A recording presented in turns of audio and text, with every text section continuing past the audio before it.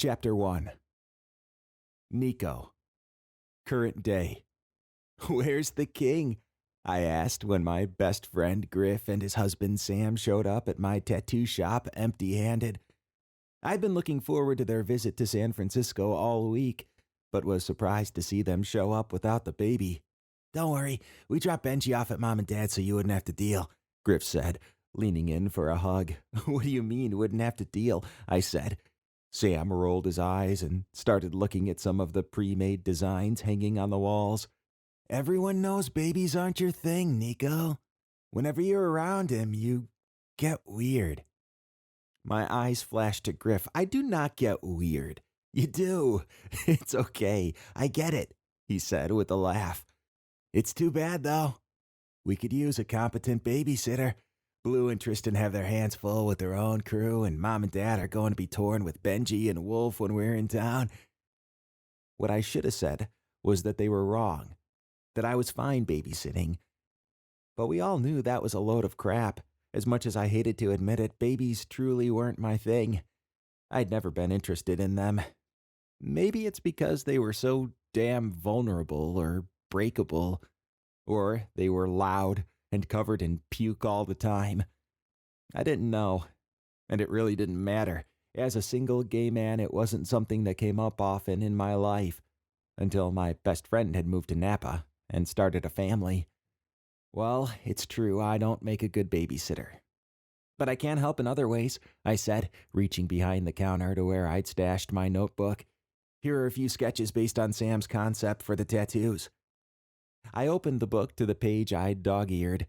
On it was a dragon that looked a lot like the one I'd inked on Griff's shoulder years before, but instead of a large, adult dragon, it was a little roly-poly baby version, and instead of bright green eyes like Griff's, it had warm brown ones like Sam's. Woven into the pattern of the scales on its tail was the name Benji. Griff gasped from over my shoulder, and I turned to face him.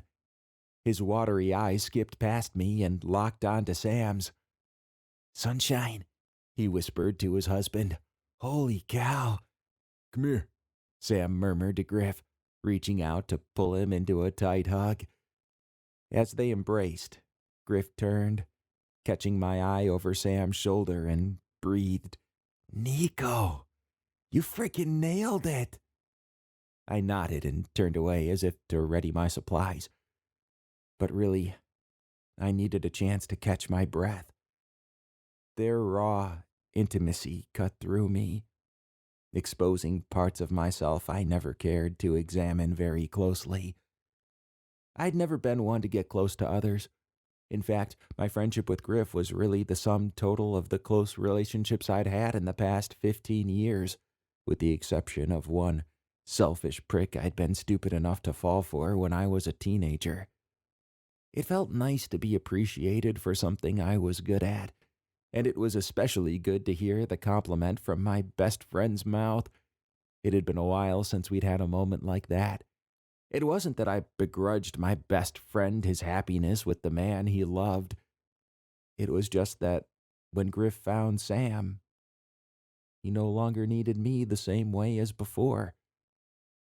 I'd spent many years thinking Griff was the man for me. We'd lived together on the streets as teenagers and been tight as teeth ever since. But when Sam came along, things changed.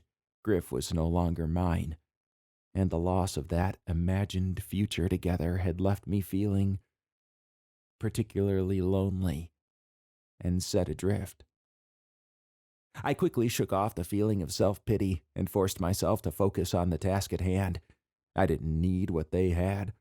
I'd been more than fine for years doing my thing, embracing independence and letting random hookups meet my needs. No one was worth keeping around for longer than a good lay. I'd learned that the hard way years ago. Physical satisfaction from one-nighters, emotional satisfaction from friends and clients. It had worked for me for years.